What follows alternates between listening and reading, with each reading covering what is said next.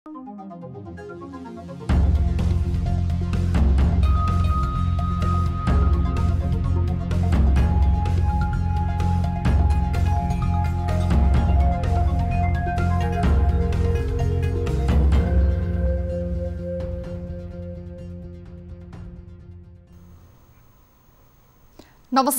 यो हो news 24 television prime time न्यूजमा स्वागत छ।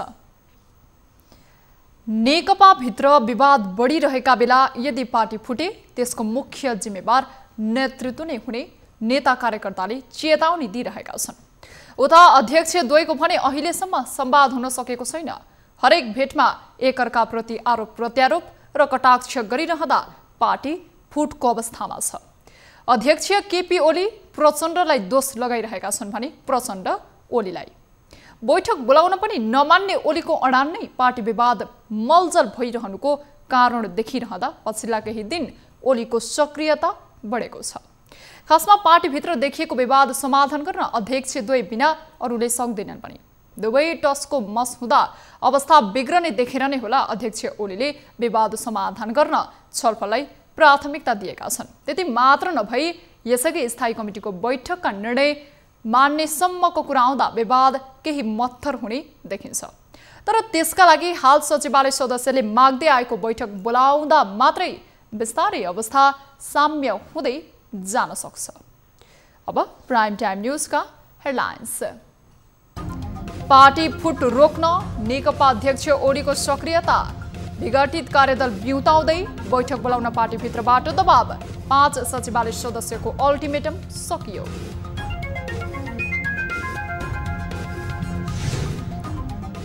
चौबीस घण्टामा थप 2500 कोरोना संक्रमित, उपत्यकाकै 1418 संक्रमितले ज्यान गुमाउँदा मृतक संख्या 1126।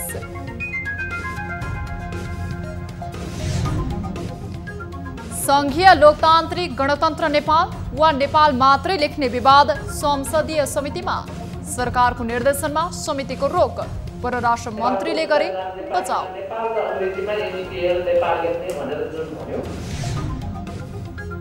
अक्सिजन प्लान्ट नभएका सरकारी अस्पतालको विवरण पेश गर्न संसदीय समितिको सरकारलाई निर्देशन, कसैलाई भोकै पर्न नदिने काठमाडौँ महानगरको दाबी। बेरोजगारी समस्या बढाउने, अराजकता बढाउने। र तिहार नजिकिएसँगै काठमाडौँ असनमा किनमेल गर्नेको भिड, कोरोनाको त्रास भुलेर भाइ मसलादेखि फुलमाला र पूजा सामग्री किन्नेको घुइँचो। अब डर त लाग्छ त नि, के गर्नु, डरलाई नि हिँड्नु परिहाल्यो।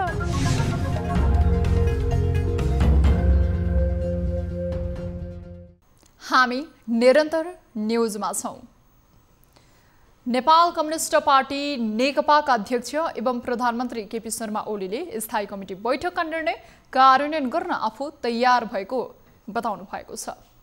सोमबार बालुवाटारमा विघटन भइसकेको विवाद समाधान कार्यदलका सदस्यहरूसँग छलफल गर्दै प्रधानमन्त्री ओलीले पार्टीभित्रको विवाद समाधानका लागि आफू अघिल्लो बैठकका निर्णय कार्यान्वयन गर्ने बताउनु भएको हो।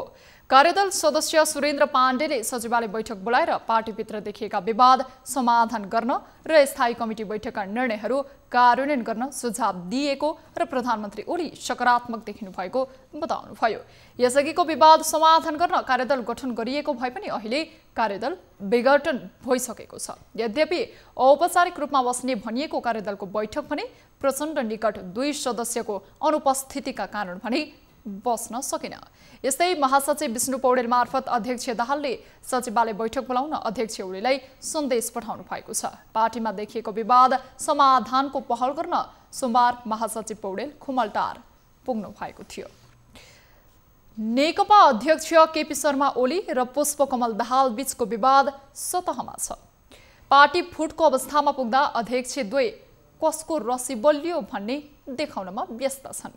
गुटगत भेला गर्ने र समीकरण बनाउने प्रयासले बढाएको विवाद बल्झिरहँदा बल्ल विवाद समाधान उन्मुख देखिन थालेको छ। अध्यक्ष ओली केही लचिलो हुन थालेका छन् भने विघटन भइसकेको कार्यदललाई बिउताएर भए पनि पार्टी फुट्न बाटो जोगाउने कसरतमा सक्रिय बन्न थालेका छन्। एक रिपोर्ट। नेकपा अध्यक्ष केपी शर्मा ओली र पुष्पकमल दाहाल बीच देखिएका विवादका विषय कतै लुकेको छैन। पूर्व एमालेलाई समेत लिएर समीकरण र गुटगत भेला गर्दै हिँडेका दाहालसँग ओली रुष्ट छन् भने पार्टीका निर्णयलाई व्यवस्था गर्दै एकलौटी गर्ने ओलीको व्यवहारबाट दाहाल आजित छन्। यसबीचमा शुक्रबार दाहाल निकट सचिवालय सदस्यको अनौपचारिक भेलाले प्रधानमन्त्री एवं पार्टी अध्यक्षलाई बैठक बोलाउन आग्रह गर्ने निर्णय गर्दै शनिबार भेटेर छलफल गरेका थिए। तर प्रधानमन्त्रीले पोखेको असन्तुष्टि र अध्यक्षद्वय बीचको आरोप प्रत्यारोपले अवस्था झन जटिल बनाएको थियो। तर आइतबार यता प्रधानमन्त्रीको व्यवहार केही फेरिएको छ। शनिबार नै सचिवालयका सदस्य एवं वरिष्ठ नेता झलनाथ खनाल, माधव कुमार नेपाल, प्रवक्ता नारायण श्रेष्ठ र उपाध्यक्ष वामदेव गौतम समक्ष बैठक बोलाउने विषयमा परामर्श गर्ने बताएका ओलीले आइतबार नेपालसँग छलफल गरे। हाल देखिएको विवाद समाधान गर्न नेपाललाई आग्रह गरे। ओलीले वरिष्ठ नेता नेपाललाई सहकार्यका लागि भावी पार्टी अध्यक्ष वा प्रधानमन्त्रीमा समर्थन गर्ने विकल्प सहितको प्रस्ताव गरेका छन्। कार्यकारी अध्यक्ष दाहालसँग बढ्दो दूरीले पार्टीमा सङ्कट चुलिँदै गएका बेला नेकपाको समीकरणमा शक्ति सन्तुलनको हिसाबले निर्णायक पोजिसनमा रहेका नेपाललाई प्रधानमन्त्री ओलीले सहकार्यको प्रस्ताव अगाडि सारेका हुन्। त्यसमा नेपालले थप टिप्पणी भने गरेका छैनन्। उता पार्टी फुट जोगाउन सोमबार पनि ओली सक्रिय देखिए। यसअघि देखिएको विवाद समाधान गर्न गठन गरिएको कार्यदल विघटन भइसके पनि बिउताएर भए पनि छलफल गरेर अघि बढ्ने ओलीको तयारी थियो। तर अन्तिम समयमा आएर कार्यदलका दुई दाहाल निकट सदस्य अनुपस्थित भएपछि बैठक बस्न सकेन। तर अनौपचारिक बैठकमा ओलीले पार्टीभित्रको विवाद समाधानका लागि आफू अघिल्लै बैठकका निर्णय कार्यान्वयन गर्ने बताएका छन्। यसले पनि ओली हाल फुटको अवस्थामा पुगेको पार्टी जोगाउन लागि परेको प्रश्न हुन्छ। यसैबीच सोमबार नै अध्यक्ष दाहालले महासचिव विष्णु पौडेल मार्फत ओलीलाई बैठक बोलाउन सन्देश पठाएका छन्। बैठकबाटै हालको विवाद समाधान हुनुपर्ने भन्दै कार्यकारी अध्यक्षको हैसियतले बैठक बोलाउन अध्यक्ष ओलीलाई पौडेल मार्फत सन्देश पठाएको बुझिएको छ। उता शनिबार 5 सचिवालय सदस्यले दिएको अल्टिमेटम सकिएको छ। अब हाल देखिएको विवाद निरूपण गर्ने चाहना ओलीको साँच्चै हो होइन त्यसले नै निर्क्युल गर्ने नेताहरूले बताइरहेका छन्। यसैबीच केही दिनदेखि देखिएको विवाद र अन्तर्विरोधी भावनालाई नेकपाको अनुशासन आयोगले आरोप प्रत्यारोप रोक्न र पार्टीको बैठक बोलाउन नेतृत्वलाई आग्रह गरेको छ। वक्तव्य जारी गर्दै अध्यक्ष अमृत बोहराले नेतृत्वलाई विगतमा ठूला विवाद अन्तर्पार्टी सङ्घर्षबाट समाधान गरेको स्मरण गराउँदै अब पनि संवादतर्फ अघि बढ्न सुझाव दिएका छन्। बैठकका लागि चौतर्फी दबाव आइरहँदा अध्यक्ष ओलीले के गर्छन् सबैको ध्यान त्यसमा छ। यदि बैठक बोलाउनुले विवाद समाधान र पार्टी फुटबाट जोगिन्छ भने ओलीले जस्तोसुकै परिस्थितिको सामना गर्ने अठोट लिएर बैठक बोलाउनुको विकल्प छैन। नेपालमा कोरोना भाइरसबाट संक्रमित हुनेको संख्या 1,97,024 पुगेको छ। स्वास्थ्य तथा जनसङ्ख्या मन्त्रालयको विवरण अनुसार पछिल्लो 24 घण्टामा 11,177 जनामा गरिएको PCR परीक्षणमा 2,571 जना संक्रमित थपिएसँगै संख्या 1,97,024 पुगेको हो। यस्तै देशभर सक्रिय संक्रमित हुनेको संख्या 36,174 पुगेको छ। यद्यपि 24 घण्टामा 1,798 जना निको भएसँगै देशभर 1,59,724 जना निको भएर घर फर्किएका छन्। यता काठमाडौँ उपत्यकामा मात्रै पछिल्लो 24 घण्टामा थप 1,428 जना संक्रमित फेला परेका छन्। यो सँगै काठमाडौँ उपत्यकामा संक्रमितको कुल संख्या 90,155 पुगेको छ। हालसम्म काठमाडौँमा 73,203 जना, ललितपुरमा 10,354 जना र भक्तपुरमा 6,598 जना संक्रमित पुगेका छन्। यीमध्ये 70,356 संक्रमित निको भइसकेका छन् भने 19,384 जना सक्रिय संक्रमित छन्। उता प्रदेश अनुसार सबैभन्दा धेरै बागमती प्रदेशमा 1,620 र सबैभन्दा कम कर्णाली प्रदेशमा 20 जना थपिएका छन्। त्यसबाहेक 24 घण्टामा प्रदेश 1 मा 309 जना, प्रदेश 2 मा 63 जना, गण्डकी प्रदेशमा 216 जना, लुम्बिनी प्रदेशमा 176 जना र सुदूरपश्चिम प्रदेशमा 167 जना संक्रमित थपिएका छन्। यस्तै मन्त्रालयको विवरण अनुसार पछिल्लो 24 घण्टामा 18 संक्रमितले ज्यान गुमाएका छन्।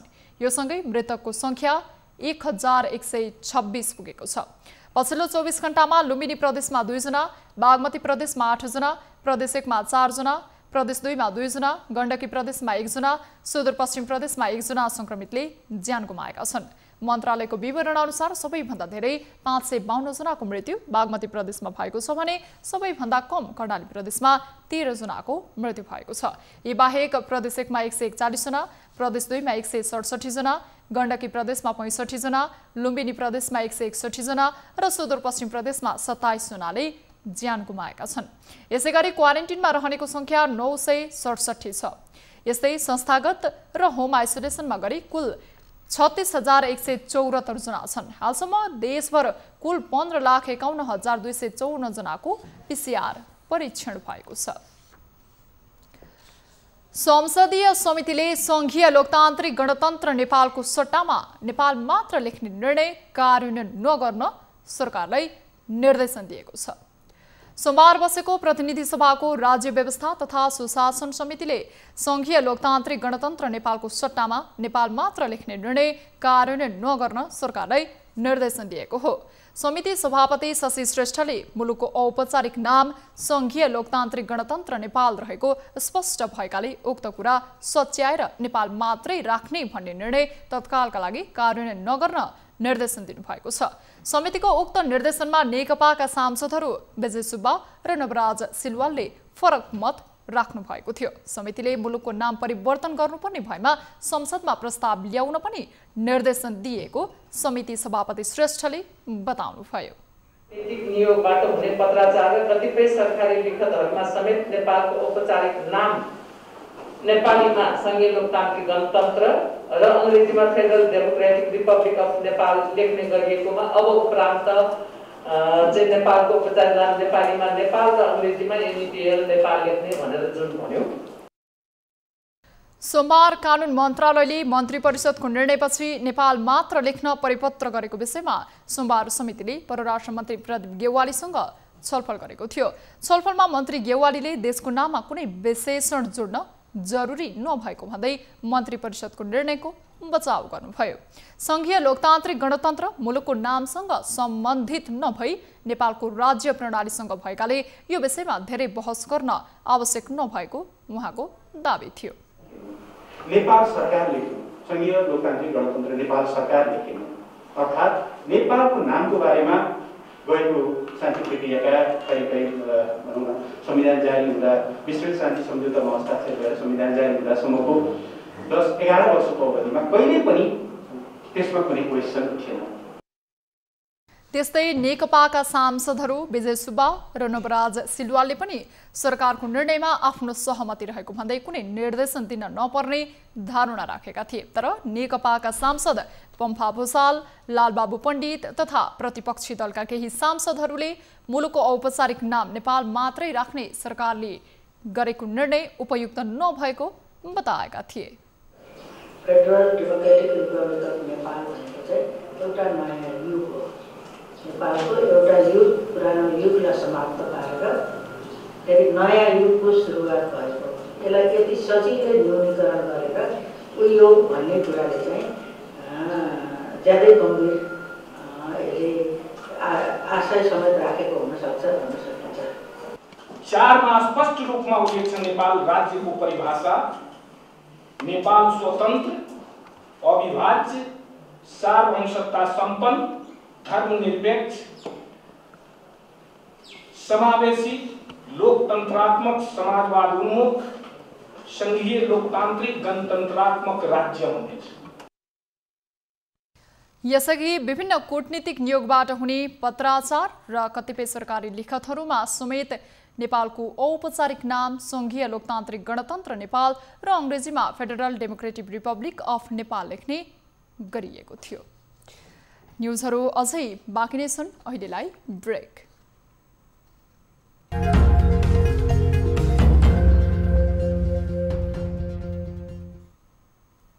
हामी निरन्तर न्युजमा छौँ।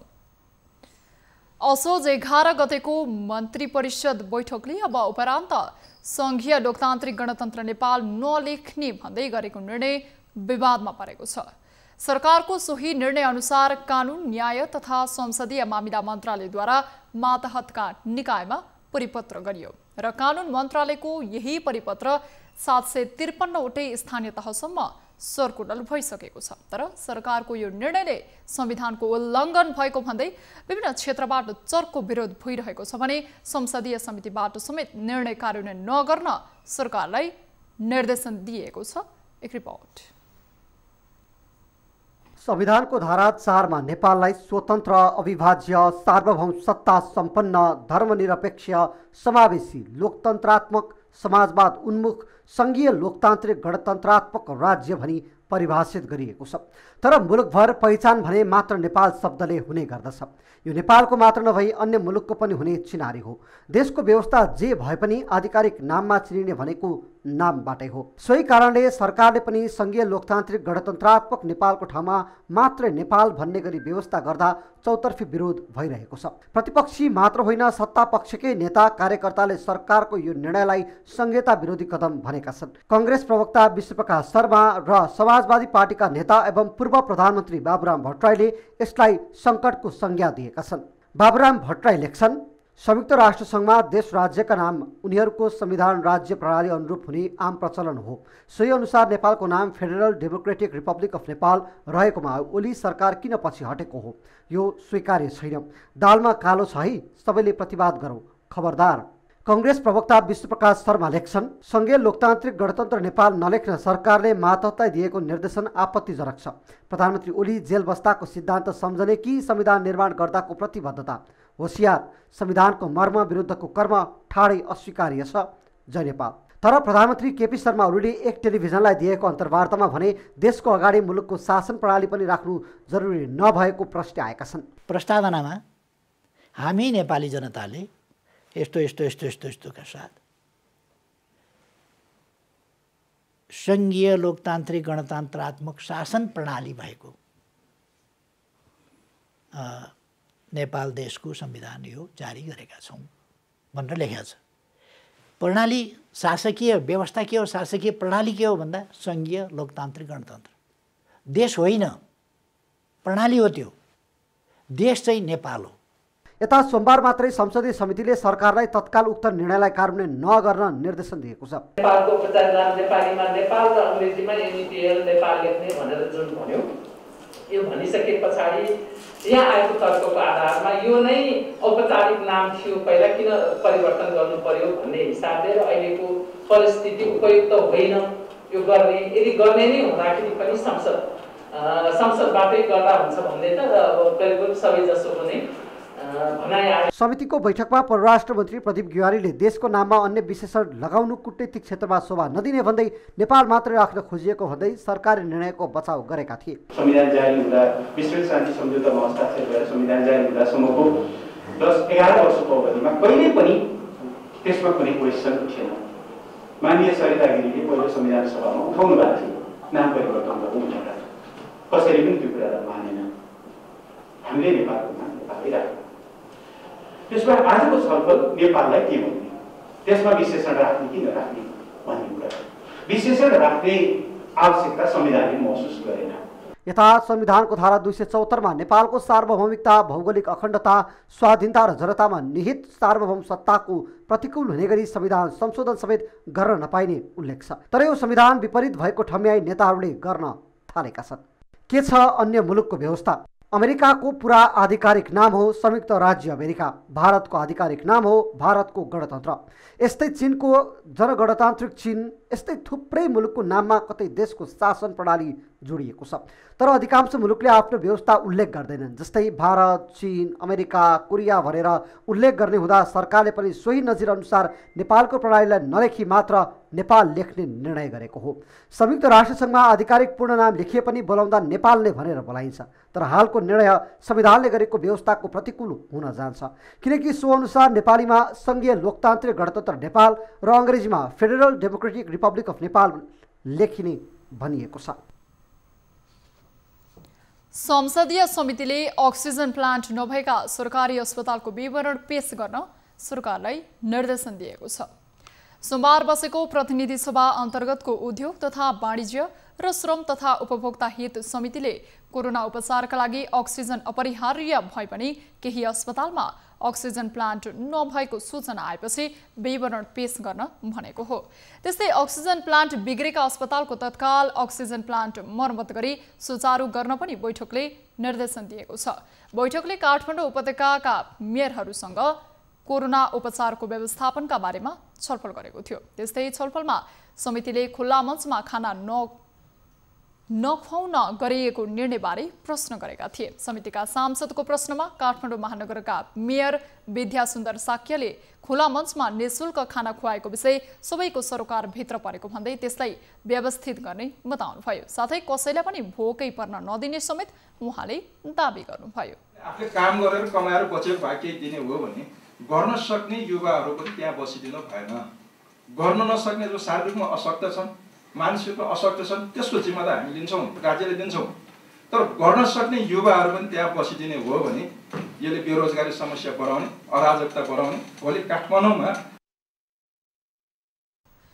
त्यस्तै भक्तपुर नगरपालिकाका मेयर सुनिल प्रजापतिले कोरोनाको जटिल अवस्थामा पनि भक्तपुरमा कोरोना संक्रमितको सहज रूपमा उपचार भइरहेको बताउनुभयो। उहाँले होम आइसोलेसनमा बसेका संक्रमितको पनि निरन्तर स्वास्थ्य उपचार भइरहेको जानकारी दिनुभयो। गर्दै आइरहेका छन्।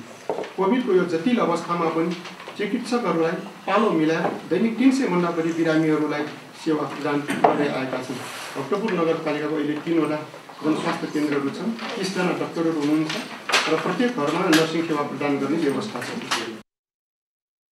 बैठकमा सांसदहरूले कोरोना संक्रमित बिरामीको सहज उपचार हुनुपर्ने बताएका थिए। उनीहरूले कोरोना परीक्षणको रिपोर्ट छिटो आउने व्यवस्था मिलाउनु पर्नेमा जोड दिएका थिए। चाडबाड र पर्वहरू नजिक आउँदा काठमाडौँको असन पनि गुलजार बन्ने गर्छ। मानिसहरूको रोजाइमा पर्ने असनमा यसपटक पनि तिहार नजिकिँदै गर्दा किनमेल गर्नेको घुइँचो नै लागेको छ। कोरोना महामारीका कारण दसैँ यसपटक फरक परिदृश्यमा मनाउँदा तिहारको हालत पनि उस्तै देखे पनि तयारीमा भने काठमाडौँवासी जुटेको असनको भिडले प्रश्न पार्छ। एक रिपोर्ट।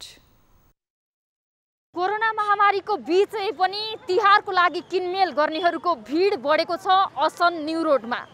देशभर नै अहिले व्यापारिक क्षेत्रहरूमा भिडभाड बढिरहेकै छ। त्यसमा पनि काठमाडौँको मुटु असन मुख्य बजार असनमा किनमेल गर्नेहरूको तिहारको लागि किनमेल गर्नेहरूको भिड बाक्लिँदो छ। असन सानो बजार भए पनि चाहिने सबै वस्तुहरू पाउने भएकाले सबैको रोजाइ असन नै बन्दै आएको छ। भोट र नेपालको व्यापारलाई जोडेको इतिहास बोकेको असनले यो परम्परा धानेको 100औं वर्ष भइसकेको छ। यस वर्ष यमपञ्चक अर्थात् तिहार कार्तिक 27 गतेदेखि सुरु हुँदैछ। तिहारमा पूजिने माता लक्ष्मीदेखि भगवान यमराज एवं विभिन्न पशुपन्छीका लागि मात्र नभई दिदी बहिनीले पूजा गर्ने दाजुभाइका लागि चाहिने सबै वस्तुहरू असनमा नै उपलब्ध हुने गरेका छन्। दसैँमा त एकदम सुनसानै थियो, त्यस्तो भिड थिएन धेरै। किन्यो भने हामीले त अलिअलि अब के किन्नु, धेरै किन्न सकिँदैन। अनि यो कोरोनाको डर चाहिँ लाग्छ? अब डर त लाग्छ त, अनि के गर्नु, डरलाई नि हिँड्नु परिहाल्यो। स्वास्थ्यका मापदण्ड पालना गरिएको छैन। बजारमा हेर्दाखेरि यस्तो लाग्छ कोरोना नै सकिएको जस्तो। फुलमाला मात्र नभई ओखर, बिमिरो, अमलादेखि भाइ मसलाको व्यापारमा असनको आकर्षण पृथक छ। हरेक चाडपर्वको सङ्केत दिने असनमा यसपटक पनि कोरोना महामारीको पीडा र त्रास भुलेर उपभोक्ताहरूको भिड लागेको देख्न सकिन्छ। मान्छे त भिडभाड छ नि। असन चोक बजार नेपालको मुटु। असनमा भाइ मसला सहित तिहारमा चाहिने सबै किसिमका उपभोग्य वस्तुको थोक तथा खुद्रा व्यापार हुने गर्नाले पनि हरेक वर्ष यहाँ भिड लाग्ने गरेको हो। पहिला महँगो छैन, उस्तै हो, उस्तै हो। हामीले लिँदाखेरि पहिलाभन्दा कम ल्याएको छ हामीले सामान चाहिँ नि। कोरोनाले गर्दाखेरिको व्यापार नहोला भनेर लिएन क्या, धेरै सामान लिएन हामीले। यसपटक कार्तिक 27 गतेदेखि सुरु हुने तिहारको पहिलो दिन यमदीप दान गरिन्छ। कार्तिक 28 गते काग तिहार परेको छ। यसै गरी धनवन्तरी जयन्ती, धनत्रयोदशी र धनतेरस पर्व पनि यसै दिन परेको छ। कार्तिक 29 गते बिहान नरक स्नान सहित कुकुर तिहार र बेलुकी लक्ष्मी पूजा परेको छ। कार्तिक 30 गते महपूजा, गाई गोरु पूजा एवं हली तिहार परेको छ भने भाइटिका मङ्सिर 1 गते लगाइनेछ। पञ्चायत निर्णायक समितिका अनुसार भाइटिकाको उत्तम साहित बिहान 11 बजेर 37 मिनेटमा परेको छ। बजारमा तिहारको रौनक भने देख्न सकिन्छ। असन बजारमा पहिले गत वर्षहरू जस्तै तिहारको रौनक देख्न सकिन्छ र यसपालि व्यापारीहरूले सामान बिक्री नहोला भनेर कम ल्याएको, तर भिडभाड भने त्यत्तिकै बढेको, मानिसहरू तिहारको लागि सामानहरू किन्न आइरहेको देख्न सकिन्छ। तर सबैले जनस्वास्थ्यको मापदण्ड पालना गरेर यहाँ किनमेलको लागि आउन आवश्यक छ। क्यामेरामा अशोक मानन्दरका साथ रिया भण्डारी, काठमाडौँ। जनता आवास कार्यक्रम अन्तर्गत निर्माण गरिएका घरमा बिना शौचालय, पानी र बिजुली नै नागरिकलाई हस्तान्तरण गरिएको छ। मोरङको ग्रामथान गाउँपालिका 7 मा राज्य कोषबाट आफ्ना नागरिकका लागि निर्माण गरिएका घरमा आधारभूत आवश्यकताको प्रबन्ध नगरिकनै हस्तान्तरण गरिँदा गरिब परिवारलाई नखाऊ भने दिनभरिको शिकार, खाऊ भने कान्छा बाको अनुहार भने चाहिँ भएको छ। कमर्सियल सामग्रीको प्रयोग गरी निर्माण गर्दा घर कमजोर बनेको र लाखौंको अनियमितता भएको स्थानीयको आरोप छ।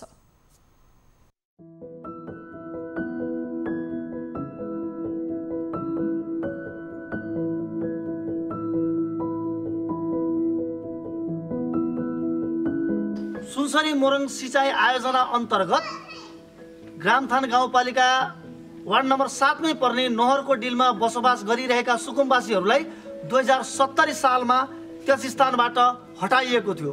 तर हटाइएका सुकुम्बासीहरूलाई जनता आवास कार्यक्रम अन्तर्गत घर बनाएर सारी दिने बाचा गरेका स्थानीय नेताहरूले जनता आवास कार्यक्रम अन्तर्गत निर्माण गरेका घरहरूमा लाखौंको भ्रष्टाचार गरेको प्रष्ट देखिएको छ।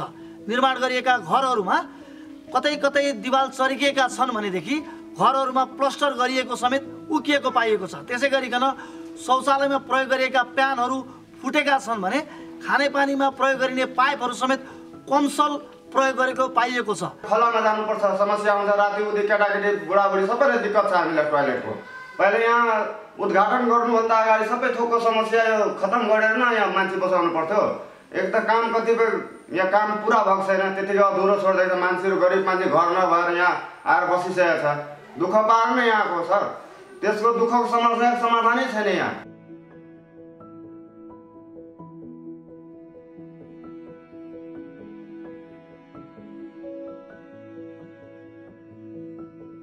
सुनसरी मोरङ सिँचाइ आयोजना अन्तर्गत नहरको डिलमा बसोबास गरिरहेका सुकुम्बासीहरूलाई नमुना बस्तीमा सार्ने भन्दै प्रदेश सरकारले करिब 3.5 करोड रुपैयाँमा निर्माण गरेका 34 वटा घरहरू सम्पन्न भइसकेका छन् भने 2 वटा घर बन्न बाँकी नै छ। तर निर्माण सम्पन्न भइसकेका घरहरूमा समेत आधारभूत आवश्यकताका कुराहरू उपलब्ध नहुँदाखेरि घरमा उपभोग गर्ने सेवाग्राहीहरू भने निराश बनेका छन्। हेरिहाल्नुहुन्छ नि तपाईहरु पनि, यहाँ हेर्नुस्, यो चर्केको छ, पेन्ट सेन्ट राम्रो गरेको पनि छैन, प्लसमा यो सिमेन्टहरू पनि राम्रो गरेको छैन। अब पोलिङ गर्छ मतलब सरकारको जब पैसै लागेको छ भने अलिक राम्ररी काम गरोस् न, यसमा त कसैले बाधा डालेको छैन।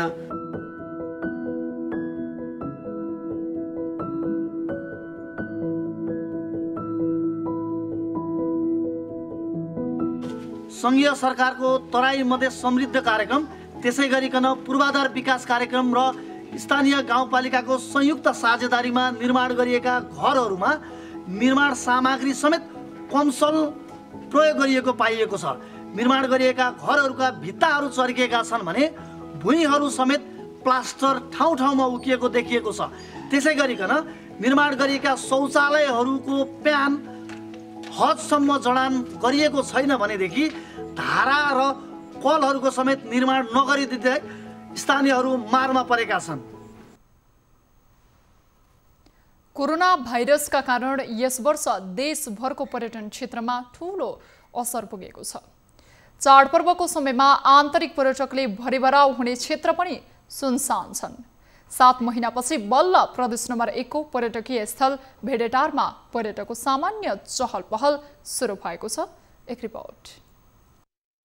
सुनसरी र धनकुटाको संगम स्थल प्रदेश नम्बर 1 को प्रमुख पर्यटकीय स्थल भेडेटारमा लकडाउन खुलेसँगै पर्यटकको चहल पहल बढ्न थालेको छ। लकडाउनले शिथिल बनेको भेडेटारमा अहिले आन्तरिक पर्यटक आउन थालेका छन्। सरकारले लकडाउन खोलेपछि बाह्य पर्यटक नआए पनि अहिले भेडेटारमा आन्तरिक पर्यटकको आगमन हुन थालेको छ।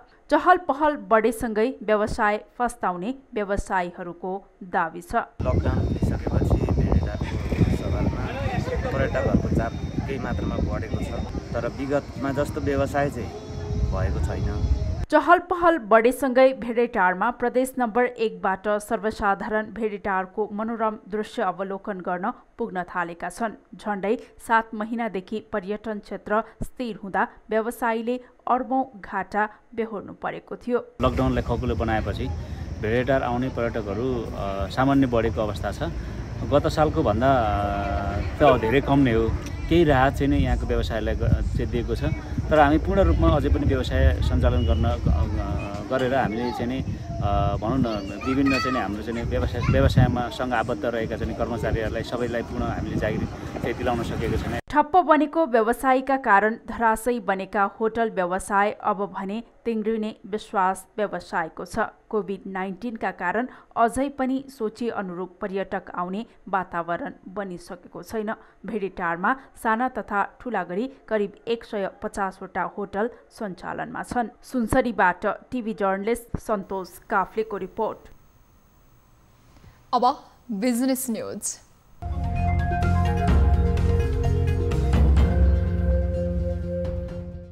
ऊर्जा मन्त्रालयले हितेन्द्र देव साक्यलाई नेपाल विद्युत प्राधिकरणको निमित्त कार्यकारी निर्देशकमा नियुक्त गरेको छ।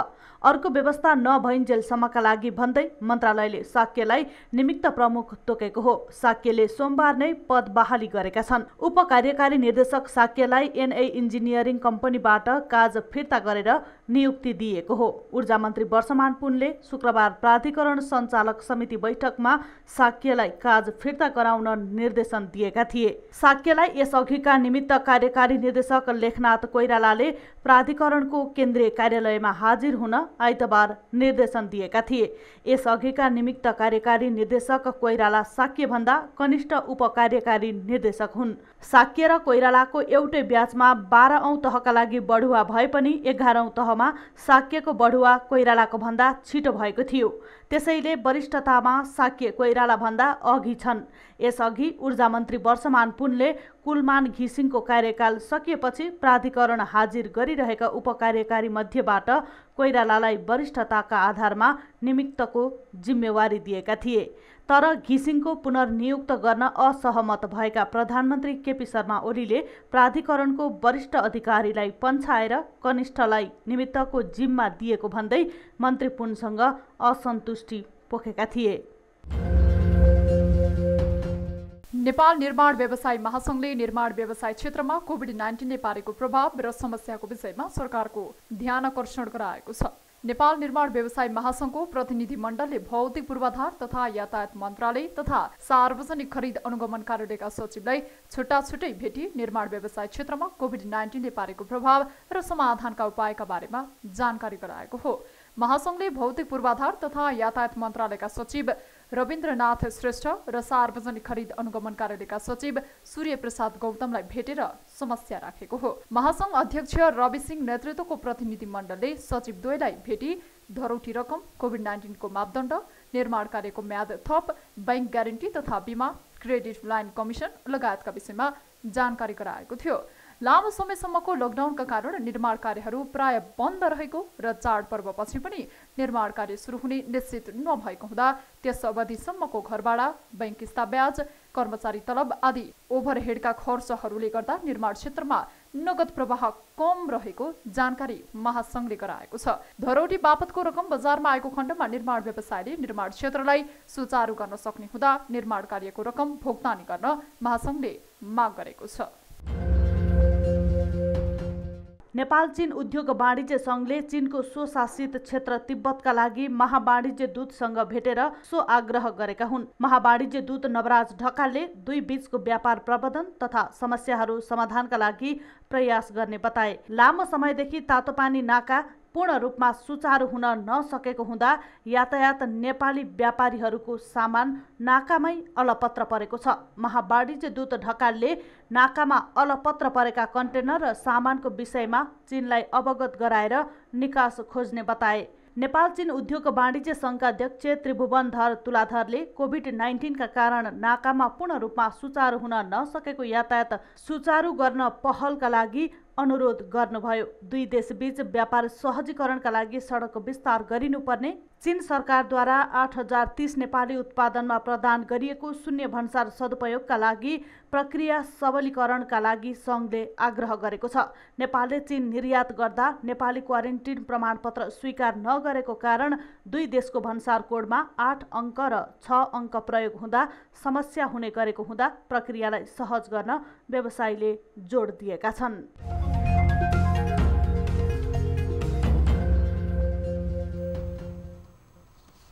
न्युजहरू अझै बाँकी नै छन्, अहिलेलाई brake. ST carpet, prestige फ्लोरमेट, Jhankar चप्पल, त्यसैले गौरव गर्छु म नेपाली हुँ। नेपाल टप सब ठिकठाक। साङ्ला मार्ने स्पेशलिस्ट लाल हिटले राख्छ परिवारलाई सुरक्षित।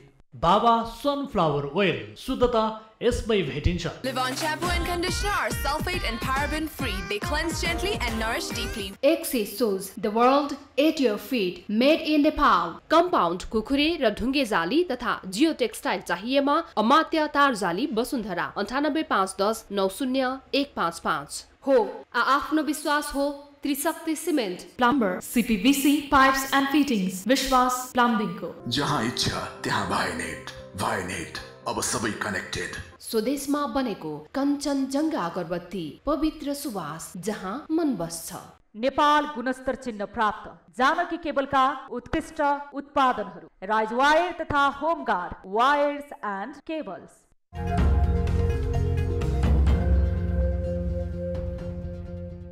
शिवम सिमेन्टको लागि शिवम मोबाइल एप, सजिलो अर्डर प्रक्रिया, घरमै डेलिभरी। सकले तोरीको तेलमा सधैँ राग आउँछ र त्यो राग शुद्ध धारा तोरीको तेलमा सधैँ रहिरहन्छ। NS चिन्ह प्राप्त शुद्ध तोरीको तेल धारा। मुटु चाहिन्छ मुटु। विश्वविख्यात जर्मनको VRM टेक्नोलोजी प्रयोग गरी आफ्नै चुन्डुङ्गा खानीबाट तयार भएको गर्विलो सिमेन्ट प्युठान सिमेन्ट नै प्रयोग गर्नुहोस्। सबैले के भने त ज्वाइन? सबैले प्युठानै भने जेठा। निर्माण बन्छ चट्टान, सिमेन्ट हो Pyuthan.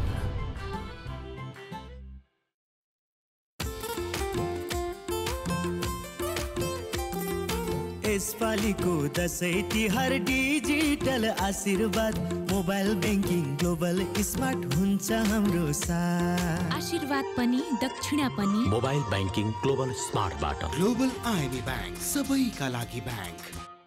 Presenting sulfate and paraben free Live On shampoo. Hair र scalp को natural oils बचाउँछ. Cleans gently but thoroughly giving you moisturized, lustrous hair so that you have a good hair day every day. नाममै यसको शक्ति छ, नाममै संगीत छ, नाममै पहिचान छ, नाममै यसको जीत। Tansen OPC cement.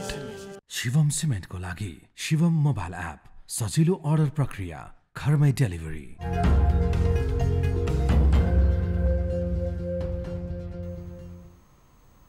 हामी निरन्तर न्युजमा छौं। अब स्पोर्ट्स न्युज।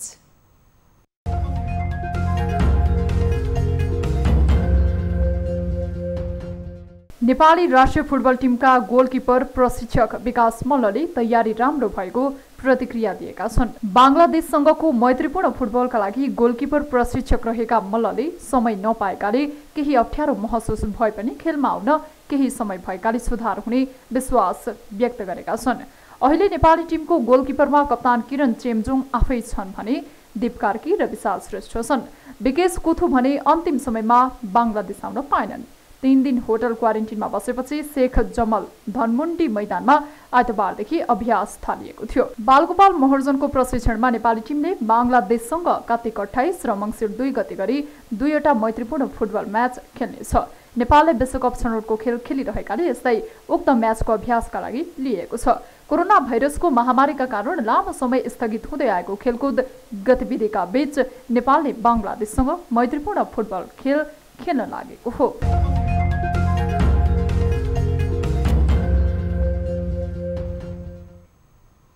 अब इन्टरनेशनल न्युज।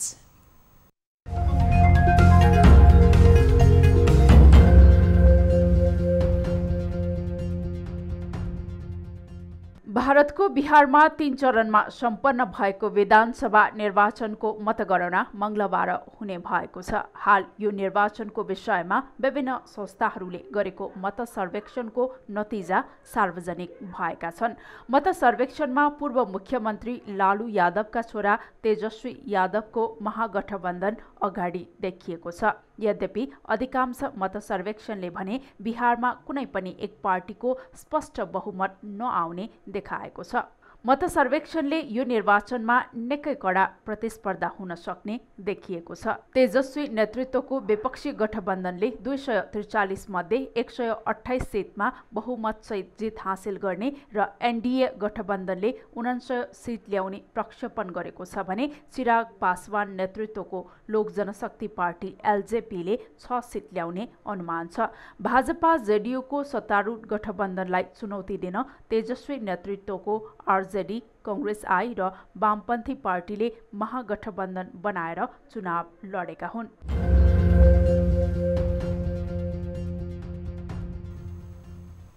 अब अनुला महर्जनका साथमा फटाफट न्यूज।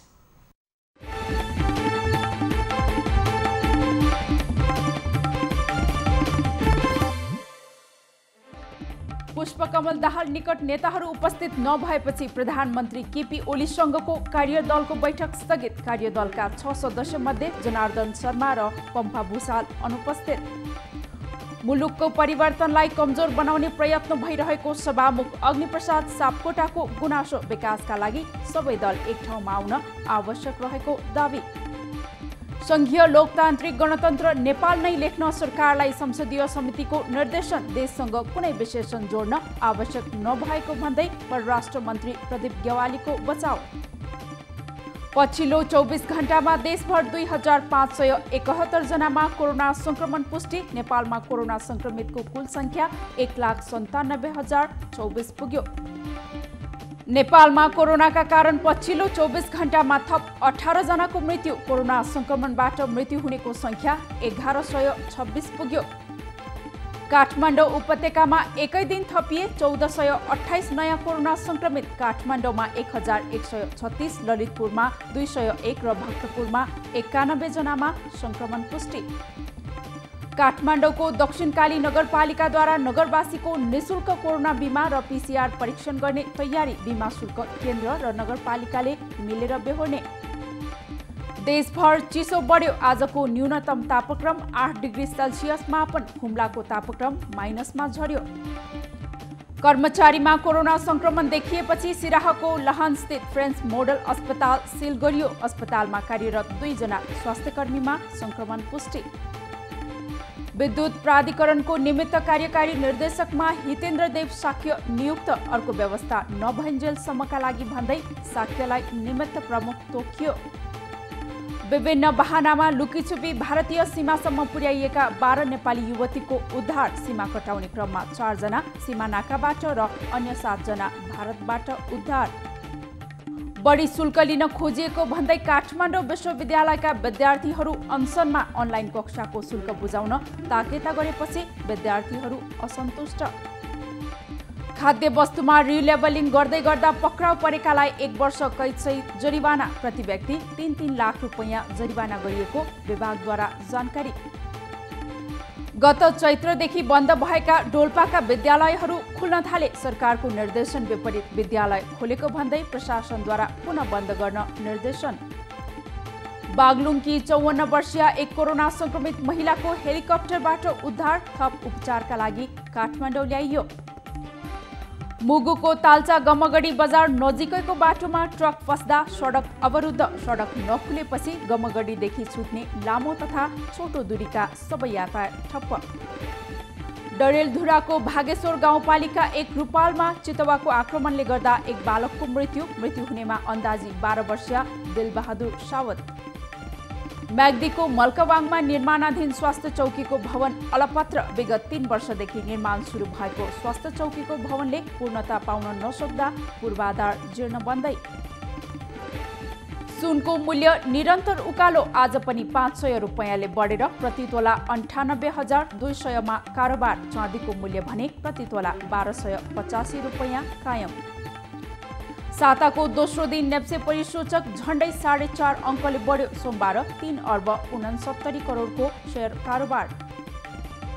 जिम्बाब्वेका पूर्व कप्तान एल्टन चिगुम्बराले गरे अन्तर्राष्ट्रिय क्रिकेटबाट सन्यास लिने घोषणा। पाकिस्तान विरुद्ध 10 नोभेम्बर रावलपिण्डीमा खेल्ने T20 म्याच उनको अन्तिम खेल हुने। अमेरिकामा निर्वाचन नतिजाबारे डोनाल्ड ट्रम्पको पार्टीभित्रै मतभेद। रिपब्लिकन पार्टीका केही नेताहरूले अझैसम्म स्वीकार गरेनन् ट्रम्पको हार। क्युबामा इटा नामक शक्तिशाली समुद्री आँधीका कारण जनजीवन प्रभावित। सयौं घरहरू ध्वस्त, विद्युत आपूर्ति बन्द। र विश्वभर कोरोना संक्रमितको संख्या 5 करोड 8 लाख नाग्यो। 12,60,000 बढीको मृत्यु। अमेरिका सबैभन्दा बढी प्रभावित।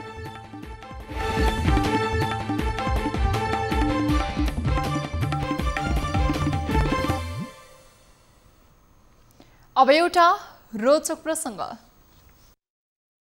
पछिल्लो केही समय अघि विवाह गरी चर्चामा आएका 78 वर्षीय वृद्ध र 17 वर्षीय युवतीको सम्बन्ध विच्छेद भएको छ।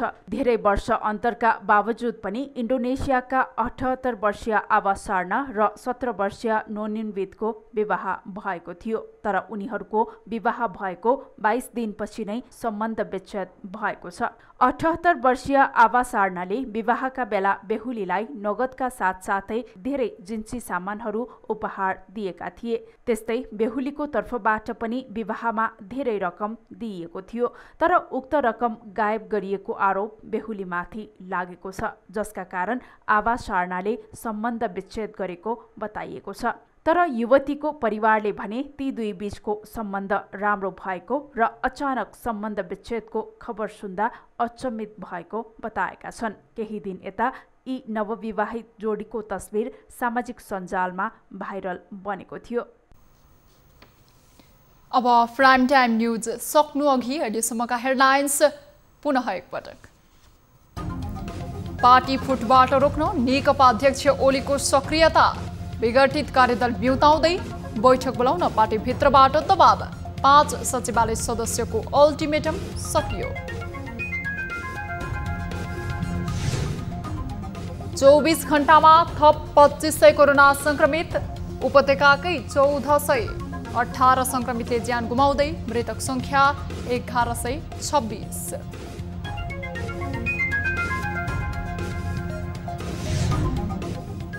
संघीय लोकतान्त्रिक गणतन्त्र नेपाल वा नेपाल मात्रै लेख्ने विवाद संसदीय समितिमा। सरकारको निर्देशनमा समितिको रोक। परराष्ट्र मन्त्रीले गरे बचाउ।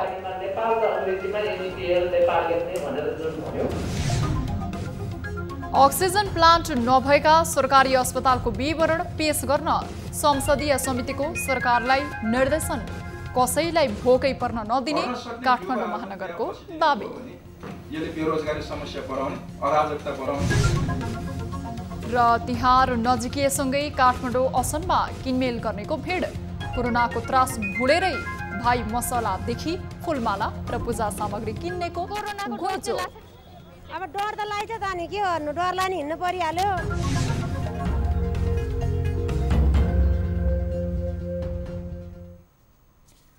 प्राइम टाइम न्यूज अहिलेलाई यति नै।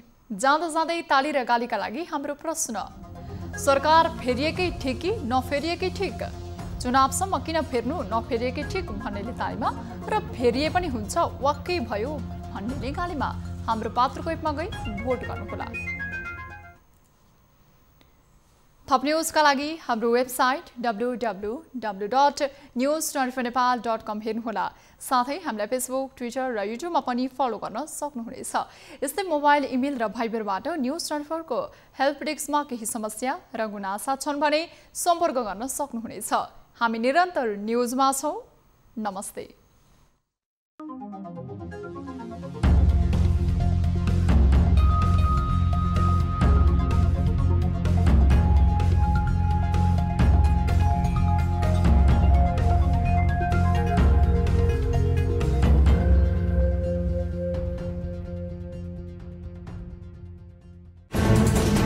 कोरोनाले सृजना गरेको संकटमा पल पलका न्यूज अपडेट र हर क्षेत्रको कभरेजका लागि न्यूज 24 नेपाल युट्युब च्यानललाई सब्स्क्राइब गर्नुहोला।